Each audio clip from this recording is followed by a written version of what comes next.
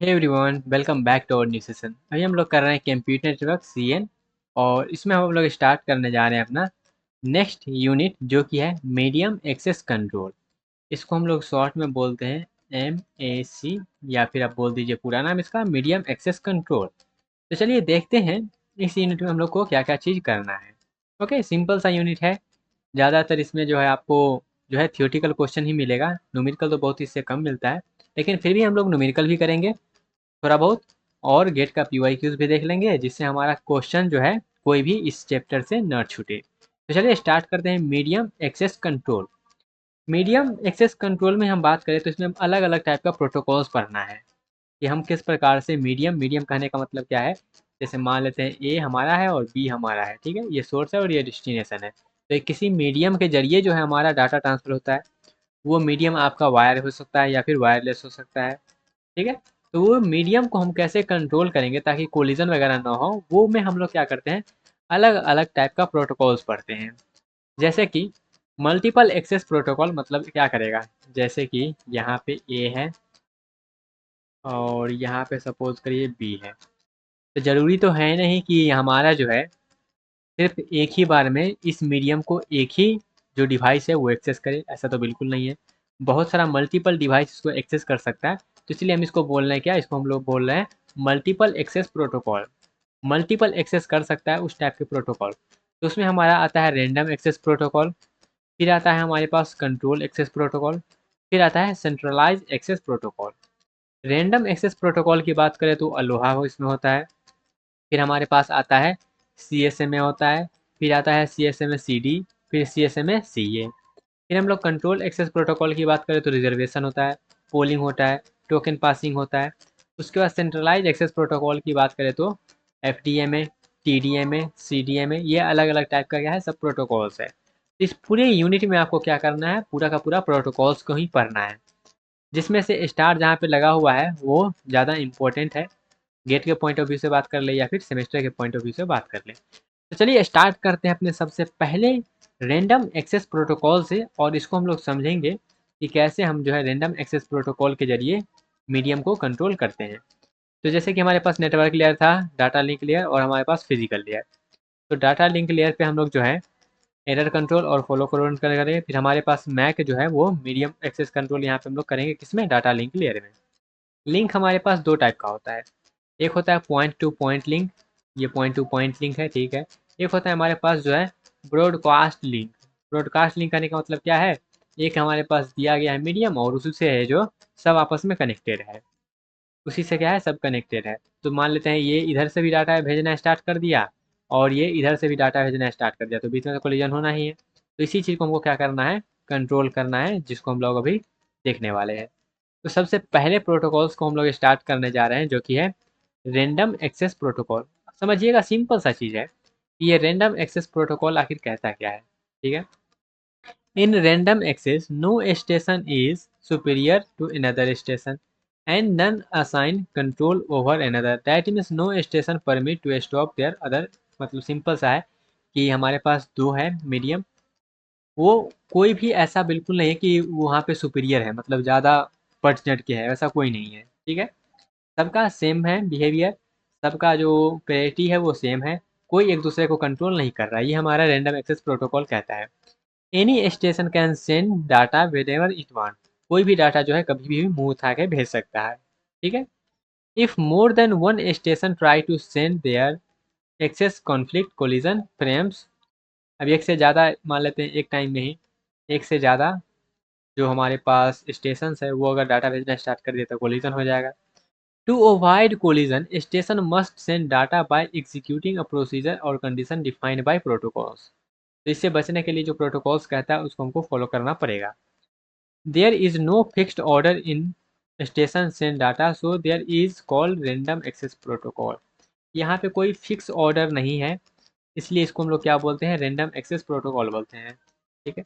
Each station compete for the channel, hence these are also known as contention method। इसको हम लोग जो है कंटेंशन मेथड भी बोलते हैं, क्यों, क्योंकि ये सब आपस में जो है compete करते रहता है कि हम भेजेंगे तो हम भेजेंगे, ठीक है। क्या होता है अभी हम जस्ट इसको इमेजिन करेंगे, देखेंगे, फील करेंगे।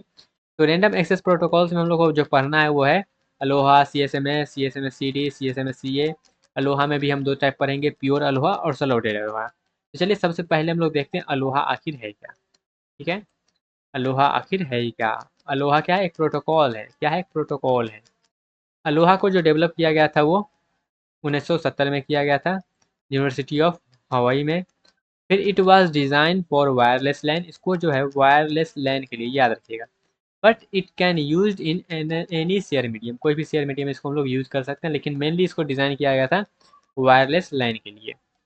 ईच स्टेशन साथ सेंड डाट, जो इक्वल हमारा फ्रेम है वो सेंड कर सकता है। लोहा में हमको दो टाइप का पढ़ना है, प्योर अलोहा जिसको ओरिजिनल अलोहा भी बोलते हैं, और दूसरा हमारे पास जो है वो है स्लॉटेड अलोहा। तो ये रहा हमारा प्योर और इधर रहा स्लॉटेड अलोहा। तो सबसे पहले हम लोग देखेंगे प्योर अलोहा आखिर है क्या। Okay, it allow the station to transmit the data at any time whenever it want. ठीक है, जब वो चाहेगा तब भेज सकता है। Hence collision chance is very high, इसलिए हमारा क्या है, कोलिजन का चांसेस जो है वो बहुत ज़्यादा है। ठीक है, after transmitting the data packet station must wait for, यहाँ पे इसको थोड़ा सा जो है, must wait for the acknowledgement, मतलब एक बार डाटा भेज दिया, अब उसको वेट करना है एक्नॉलेज जब तक ना आ जाए तब तक। If acknowledge does not arrive after time out period the station assume that frame has been destroyed, मतलब अगर मान लेते हैं एक्नॉलेज नहीं आया, टाइम आउट टाइमर भी हो गया, तब भी नहीं आया, तो इसका मतलब जो है वो फ्रेम डिस्ट्रॉय हो चुका है, खत्म हो चुका है कोलिजन होके। The time out period is equal to the maximum possible round trip propagation delay, that means 2PD। ठीक है, तो हमारा जो टाइम आउट पीरियड जो रहेगा वो हमारा रहेगा 2D के इक्वल। तो ये हमारा प्योर अलोहा कहता है। अब प्योर अलोहा क्या कहता है आप समझिएगा। जैसे कि ये हमारे पास जो है, एक हमारे पास चैनल है, और इससे जो है बहुत सारा जो हमारे पास डिवाइसेस है, या फिर बोल दीजिए इस सबको हमारा जो यहाँ पे जो है कह सकते हैं कि ये जो हमारा है स्टेशंस, ये हमारा चैनल, ये आपका एक शेयर्ड चैनल है सब में, और ये सब जो स्टेशंस है ये आपस में क्या है, कनेक्टेड है। ए है, बी है, सी है, डी है। सपोज करिए T1 टाइम पे ये डी वाला और ए वाला दोनों स्टार्ट हो गया अपना भेजना के लिए। तो T1 अगर और T2 दोनों स्टार्ट हो गया तो टाइम आउट दोनों का क्या रहेगा, टाइम आउट का दोनों का 2 × PD ही रहेगा। ठीक है, क्योंकि इसको इधर भेजना है और इसको इधर भेजना है।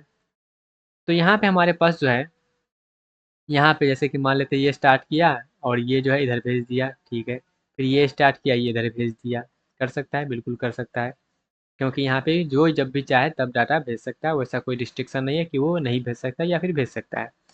After time out station will again send data, but if the immediate price send data packet then collision will occur, because time out station has no collision effective.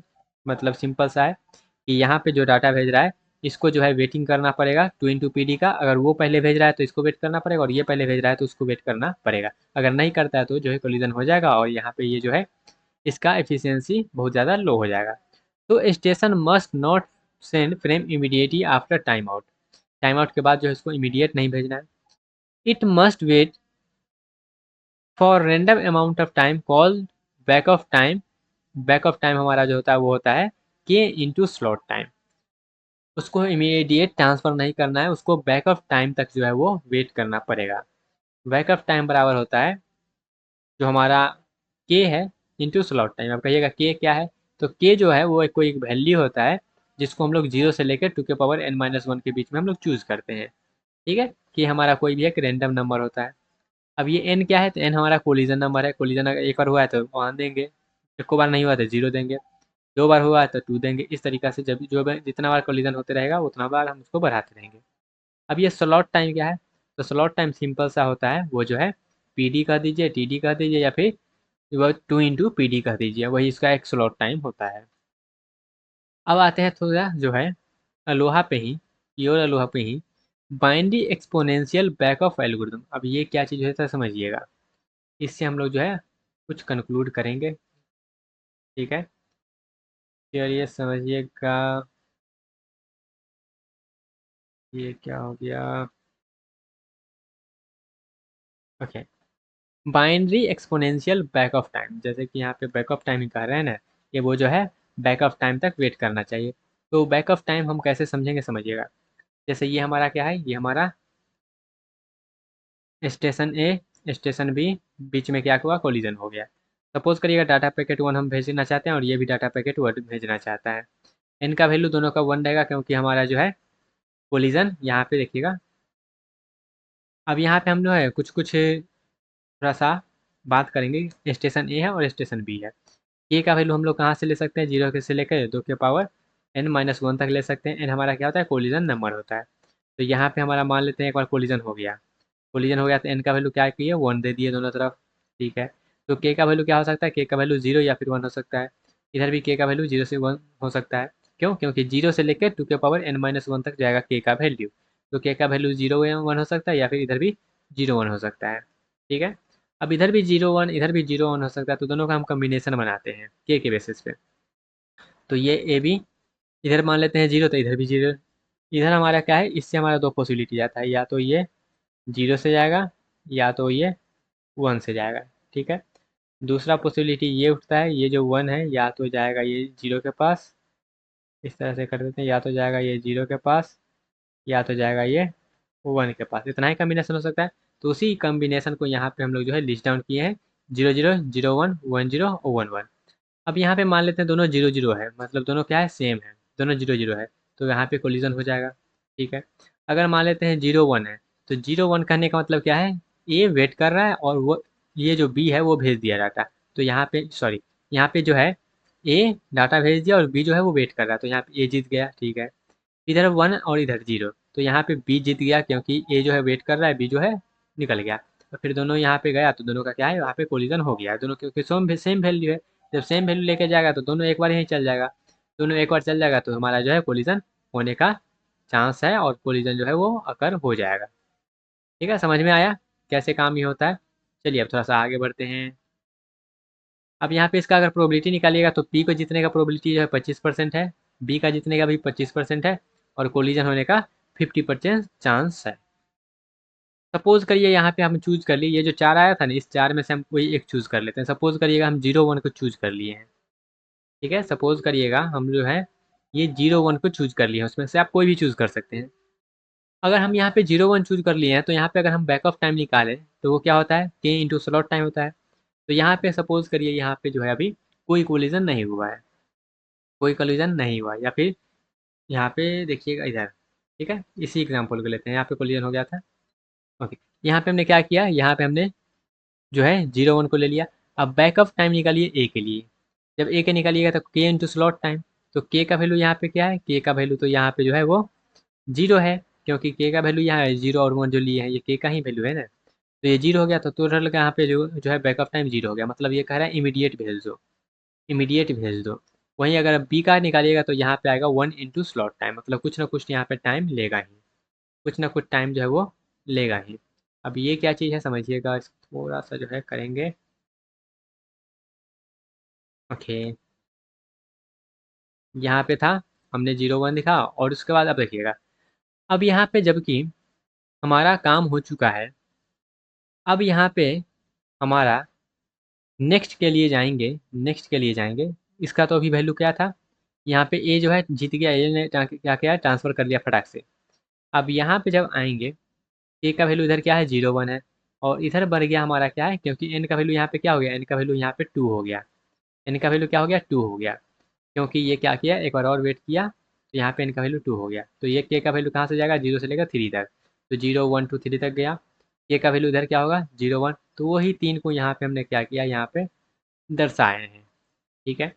अब यहाँ पे जिसका टाइम जो है कम होगा, मतलब यहाँ पे जो अगर मान लेते हैं 0 रहेगा तो वो जीत जाएगा, अदरवाइज जो है उधर जो है जिसका नंबर ज़्यादा रहेगा वो वेट करते रहेगा, सिंपल सा मतलब है। ठीक है, ये कहिएगा वेटिंग टाइम है, ये जो 0 है ना ये वेटिंग टाइम है कहिए। तो इधर देखिएगा, इधर 0 0 0 है, दोनों का सेम रहेगा तब तो कोलिजन हो जाएगा, क्योंकि दोनों का टाइम अगर सेम है तो दोनों सेम टाइम पे ही जो है डाटा ट्रांसफ़र करेगा। तो कोलिजन होने का चांस यहाँ पे है, यहाँ पे है, 2 टाइम्स कोलिजन होने का चांस है। तो कोलिजन का यहाँ पे जो है पॉसिबिलिटी तो घट गया है, लेकिन बार बार जो है वो ए जीत रहा है। ए का जीतने का चांस क्या हो गया, यहाँ पे 62% हो गया। बी के जीतने का चांस कितना हो गया, और घट गया, 12% हो गया। ठीक है, तो इसी को चीज़ को थोड़ा सा ध्यान देना है। फिर यहाँ पे सपोज करिए हम थोड़ा सा आगे बढ़े। अब थोड़ा सा आगे बढ़े तो हमारा जो है फिर से ए जीत गया, बाजी मार लिया। अब यहाँ पे बी का वैल्यू फिर से क्या हुआ, 1 से बढ़ गया। अब इधर गए हैं तो यहाँ पे फिर से इतना वैल्यू, और इधर गए हैं तो इतना वैल्यू। ये फिर से कंबाइन करेगा आपस में, तो फिर से कोलिजन होगा और फिर से जो है ए के जीतने का चांस हो जाएगा 81% बढ़ गया, बी के जीतने का चांस और घट गया। तो यहाँ पे हमारा जो है क्या हो रहा है, एक बार जो जीत गया स्टार्टिंग में, जो जीत गया वही बार बार जीतते जा रहा है। जैसे ए पहले क्या हुआ था, हम सपोज कर लिए थे कि ए को जितवा देते हैं, सपोज कि ए को जितवा देते हैं तो बार बार ए को हम एक बार जितवाएं, लेकिन ये जो है बार बार अब जीत रहा है, बार बार जीत रहा है। तो यहाँ पे वही चीज़ यहाँ पे लिखा गया है कि इनिशियली प्रोबेबिलिटी ऑफ कोलिजन 100% था। हम एक बार जब किए तो वो 50% हो गया, सेकंड के बाद वो 25% हो गया, फिर आगे आगे किए तो वो जो है यहाँ पे देखिएगा वो घटे जा रहा है, घटे जा रहा है, घटे जा रहा है। तो यहाँ पे ये एक्सपोनेंशियल डिक्रीज कर रहा है। तो इसलिए हम इसको क्या बोलते हैं, इसको हम लोग बोलते हैं एक्सपोनेंशियल बैक ऑफ एल्गोरिदम, कि चांस जो प्रोबेबिलिटी का है वो एक्सपोनेंशियल डिक्रीज कर रहा है। ठीक है, अब थोड़ा सा इसका डिसएडवांटेज की बात कर लेते हैं। डिसएडवांटेज वही है कि एक बार जो जीत गया वही बार बार जीते जा रहा है, जीते जा रहा है, जीता जा रहा है। The algorithm suffer from capture effect. If any station win first collision, then it have more probability to winning the next collision. यही इसका क्या है, यही इसका डिसएडवांटेज है। अब नेक्स्ट हम लोग बात करते हैं vulnerable time for pure ALOHA. अब ये वर्नेबल टाइम क्या होता है, तो vulnerable time is the range of time where collision takes place. जहाँ पे कोलिजन हो सकता है उसको हम लोग बोलते हैं वर्नेबल टाइम।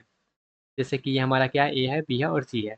तो यहाँ पे जब आप निकालिएगा, जैसे कि कोलिजन होने का चांस क्या है, तो कोलिजन होने का चांस हमारा यहाँ पे। तो हॉर्नेबल टाइम जो हमारा होता है प्योर अलोहा का, वो होता है 2 × TF, 2 × TF, ये हमारा इसका हॉर्नेबल टाइम होता है। ठीक है, transmission time for single frame, जिसको हम लोग TF बोल रहे हैं, वो होता है frame size by bandwidth, frame size by bandwidth, जिसको आप LYB भी बोलते हैं। यहाँ पे एज्यूम करना है कि हमारा सिंगल फ्रेम जो है वो काम कर रहा है। फिर सेकंड केस में आएंगे तो सेकंड केस में भी हमारा वही चीज़ होगा। ओके, वर्नेबल टाइम हमारा जो प्योर का वो 2 × TF हो जाएगा। नेक्स्ट हमारा आता है थ्रोपुट। अब ये थ्रोपुट थोड़ा सा इंपॉर्टेंट है, इसको हम यहाँ पे स्टार लगाएंगे, क्योंकि थ्रोपुट से जो है थोड़ा सा क्वेश्चंस भी आते रहते हैं इस तरीका का। थ्रोपुट का डायरेक्ट हम फॉर्मूला बता रहे हैं, इसका डेरिवेशन वगैरह भी यहाँ पे जो है आप देखने का ज़रूरत नहीं है, लेकिन देख सकते हैं चाहे तो यहाँ पे इसका फॉर्मूला होता है प्योर अलोहा का, वो होता है S बराबर, जो कि थ्रोपुट है, जिसको आप एफिशिएंसी के नाम वगैरह से जानते होंगे, S बराबर G × E⁻²G। अब यहाँ पे G क्या है, तो G हमारा है number of frames generated by network in one frame transmission. एक फ्रेम ट्रांसमिशन में जो जनरेट किया गया जो फ्रेम होता है उसका नंबर जो है वो हमारा G है। मैक्सिमम अगर हमको करना है तो क्या करते हैं, डिफ्रेंशिएट करके 0 के बराबर करते हैं। तो मैक्सिमम निकालना है तो हम डिफ्रेंशिएट करेंगे इसको G के टर्म में और 0 के बराबर करेंगे। तो मैक्सिमम वैल्यू जो होता है, मैक्सिमम जो वैल्यू देगा वो G बराबर 1/2 पे देगा। ओके, 1/2 वैल्यू जब डालिएगा तो वो जो है मैक्सिमम वैल्यू देगा। तो यहाँ पे हम क्या करते हैं, 1/2 डाल देते हैं। जब 1/2 डाल दीजिएगा तो यहाँ पे मैक्सिमम वैल्यू निकल के आएगा 0.14%। तो अगर थ्रोपुट आप निकालिएगा प्योर अलोहा का मैक्सिमम, तो वो 18% ही आएगा। 18.4% मैक्सिमम थ्रोपुट आपको दे सकता है ये। ठीक है, इससे ज़्यादा नहीं दे सकता है। तो ये फार्मूला जो है ये याद रखिएगा, किस तरीका से हम मैक्सिमम थ्रोपुट निकाले हैं ये याद रखिएगा।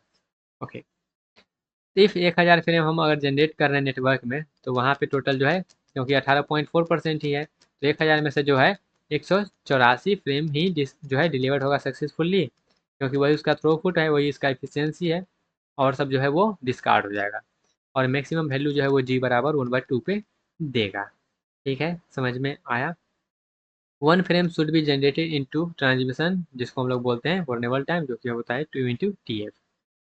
नेक्स्ट यहाँ पे हम लोग बात करें, थोड़ा सा आगे बढ़ते हैं। ओके, आगे बढ़े थोड़ा सा, चलिए एक एग्जांपल कर लेते हैं तो आपको वो फार्मूला लगाने भी आ जाएगा।